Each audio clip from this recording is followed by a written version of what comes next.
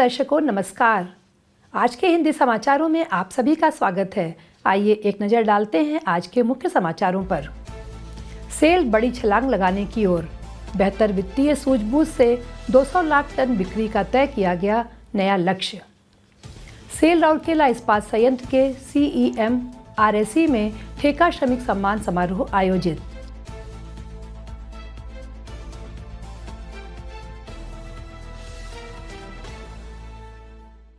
और दीपिका इस्पात शिक्षा सदन में वार्षिकोत्सव एवं पुरस्कार वितरण समारोह आयोजित।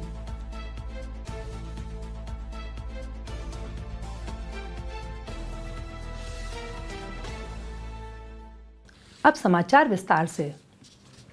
भारत की सबसे बड़ी सार्वजनिक इस्पात company steel authority of India limited SAIL भविष्य के लिए एक नई और मजबूत योजना पर काम कर रहा है। कंपनी का मुख्य उद्देश्य अपनी वित्तीय स्थिति को सुधारना और बाजार में अपनी पकड़ मजबूत करना है। सेल का सबसे बड़ा लक्ष्य अपने ऋण को कम करना है। इससे कंपनी के पास भविष्य के बड़े निवेशों कैपेक्स के लिए ज़्यादा पैसा और आज़ादी होगी। कंपनी अपनी उत्पादन लागत को कम करने और वित्तीय अनुशासन बनाए रखने पर भी ध्यान दे रही है ताकि मुनाफा बढ़ाया जा सके। सेल अपनी पहुंच बढ़ा रही है ताकि देश में स्टील की बढ़ती मांग का फायदा उठाया जा सके। कंपनी ने अपनी इस तरक्की को मापने के लिए एक लक्ष्य रखा है। वित्त वर्ष 2024-25 में जहां बिक्री 179 लाख टन रही, वहीं वित्त वर्ष 2025-26 में इसे बढ़ाकर 200 लाख टन का लक्ष्य तय किया गया है। वित्तीय सूझबूझ और दूरदर्शिता की यह गूंज वित्त वर्ष 2025-26 की तीसरी तिमाही के दौरान की अर्निंग्स कॉन्फ्रेंस कॉल के दौरान भी सुनाई दी, जहां निदेशक वित्त एवं निदेशक वाणिज्य का अतिरिक्त प्रभार संभाल रहे डॉक्टर AK पंडा ने कंपनी की उपलब्धियों पर प्रकाश डाला। उन्होंने उल्लेख किया कि ऋण में कटौती काफ़ी महत्वपूर्ण रही है, जिसमें अप्रैल-दिसंबर 2025 की 9 महीने की अवधि के दौरान 5,000 करोड़ रुपए का ऋण चुकता किया गया। पिछले साल 31 दिसंबर 2025 तक ऋण 24,852 करोड़ रुपए था, जिसके बाद जनवरी 2026 में 2,000 करोड़ रुपए की और कमी आ गई। इस अनुशासित ऋण कटौती ने वित्त लागत को कम किया है और विकास निवेशों के लिए अवसर पैदा किए हैं। डॉक्टर पंडा ने बताया, परिचालन दक्षता, इन्वेंट्री लिक्विडेशन, लागत अनुकूलन और मजबूत ट्रेजरी प्रबंधन इत्यादि ने मिलकर बेहतर वित्तीय प्रबंधन को संभव बनाया है। कंपनी की रणनीति ने पहले ही परिणाम दिखाना शुरू कर दिया है। कंपनी की सक्रिय मार्केटिंग पहलों और खुदरा एवं नए ग्राहक समूहों के साथ गहरे जुड़ाव के कारण वित्त वर्ष 2025-26 की 9 महीने की अवधि अप्रैल 2025 से दिसंबर 2025 में बिक्री की मात्रा में 16.3% की वृद्धि दर्ज की गई है। इस प्रयास ने अप्रैल 2025 से जनवरी 2026 के बीच कुल बिक्री को 16.6 मिलियन टन तक पहुंचा दिया। साथ ही महत्वपूर्ण इन्वेंट्री परिसमापन को भी सक्षम बनाया। सेल ने इन प्रोसेस और तैयार स्टील स्टॉक दोनों को कम करके नकदी प्रवाह को बढ़ाया है और कार्यशील पूंजी की आवश्यकताओं को कम किया, जिससे कंपनी की वित्तीय स्थिति मजबूत हुई। कंपनी लागत कम करने के लिए ऑपरेशनल लिवर्स को भी तेज किया जा रहा है। सालाना मैन पावर में कमी से प्रति टन कार्मिक लागत दक्षता में लगातार सुधार हो रहा है। इसके साथ ही सेल अनुपालन की ज़रूरतों के साथ साथ लागत कम करने के लिए भी अधिक नवीकरणीय ऊर्जा रिन्यूएबल पावर का इस्तेमाल कर रहा है, जिससे ऊर्जा व्यय में संरचनात्मक बचत हो रही है। ये उपाय प्रतिस्पर्धात्मकता को सुदृढ़ करते हुए कंपनी के व्यापक स्थिरता एजेंडे के साथ मेल खाते हैं।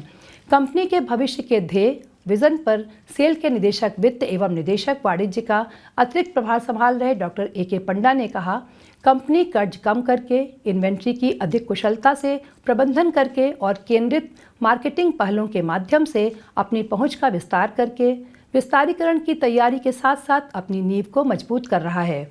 बढ़ती मांग, एक मजबूत कैपेक्स पाइपलाइन और स्थिरता तथा ग्रीन स्टील के प्रति स्पष्ट प्रतिबद्धता के साथ हम वित्त वर्ष 2025-26 में लगभग 200 लाख टन की बिक्री हासिल करने और आने वाले वर्षों में और भी ऊंचे लक्ष्य निर्धारित करने के प्रति आश्वस्त हैं, जो आज की ताकत को कल के अवसर में बदल देगा। सेल राउरकेला इस्पात संयंत्र के केंद्रीकृत विद्युत अनुरक्षण रिपेयर शॉप इलेक्ट्रिकल CEM-RSE के सम्मेलन कक्ष में 4 फरवरी 2026 को विभाग में विभिन्न कार्यों में संलग्न ठेका श्रमिकों के उत्कृष्ट प्रयासों को सम्मानित करने हेतु एक त्वरित पहचान इंस्टेंट रिकॉग्निशन पुरस्कार समारोह का आयोजन किया गया। CEM-RSE के कुल 25 ठेका श्रमिकों को शॉप फ्लोर की सफाई, हरित विकास, गुणवत्ता अनुरक्षण तथा विभाग में सुरक्षित वातावरण सुनिश्चित करने में उनके उत्कृष्ट सहयोग के लिए त्वरित पहचान योजना के अंतर्गत सम्मानित किया गया।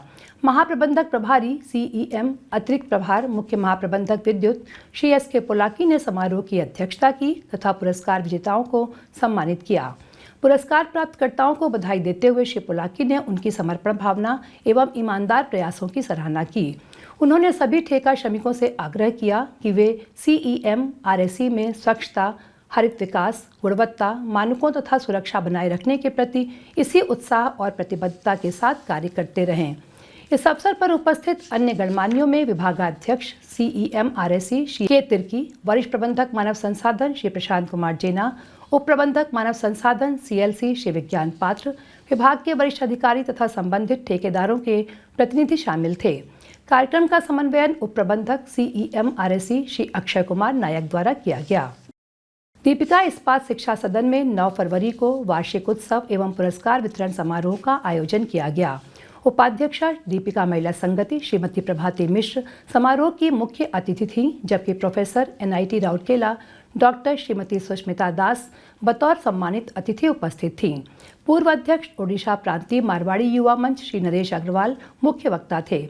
इस अवसर पर दीपिका महिला संगति की उपाध्यक्षाएं श्रीमती स्मिता गिरी, श्रीमती प्रतिज्ञा पलई, श्रीमती रीता रानी, मुख्य महाप्रबंधक नगर सेवाएं एवं CSR श्री TG कानेकर, महाप्रबंधक उद्यानिकी एवं प्रभारी JDP डॉक्टर अभिजीत विश्वास, सचिव DMS सुश्री सारिका कुमार, शासी निकाय के अन्य सदस्य, प्रधानाध्यापिका दीपिका इस्पात शिक्षा सदन सुश्री सुचित्रा लेंका, शिक्षकगण, कर्मचारी एवं विद्यार्थी उपस्थित थे। कार्यक्रम का शुभारंभ गणमान्यों द्वारा दीप प्रज्वलन के साथ किया गया। उल्लेखनीय है कि राउरकेला इस्पात संयंत्र RSP द्वारा स्थापित एवं दीपिका महिला संगति द्वारा संचालित यह निःशुल्क विद्यालय लगभग 954 वंचित विद्यार्थियों को शिक्षा प्रदान कर रहा है। निःशुल्क शिक्षा के साथ साथ विद्यार्थियों को सभी आवश्यक शैक्षणिक सामग्री एवं पौष्टिक मध्याह्न भोजन भी उपलब्ध कराया जाता है। विद्यार्थियों को संबोधित करते हुए श्रीमती मिश्र ने बच्चों के शारीरिक स्वास्थ्य एवं समग्र विकास की आवश्यकता पर बल दिया। उन्होंने बच्चों को प्रत्येक क्षेत्र में उत्कृष्टता प्राप्त करने तथा समाज में अपनी विशिष्ट पहचान बनाने के लिए प्रेरित किया। इस अवसर पर गणमान्यों ने सामान्य प्रावीण्य पुरस्कार, विभिन्न विद्यालय स्तरीय प्रतियोगिताओं के पुरस्कार तथा खेलकूद प्रतियोगिताओं के विजेताओं को सम्मानित किया। विद्यार्थियों द्वारा प्रस्तुत मनमोहक सांस्कृतिक कार्यक्रम ने समारोह की शोभा को और बढ़ा दिया। कार्यक्रम के प्रारंभ में प्रधानाध्यापिका ने उपस्थित सभी जनों का स्वागत किया एवं विद्यालय का वार्षिक प्रतिवेदन प्रस्तुत किया। विद्यालय की सहायक प्रधानाध्यापिका सुश्री निहारिका बल ने औपचारिक धन्यवाद ज्ञापन प्रस्तुत किया। इसी के साथ आज के हिंदी समाचार यहीं समाप्त होते हैं। नमस्कार।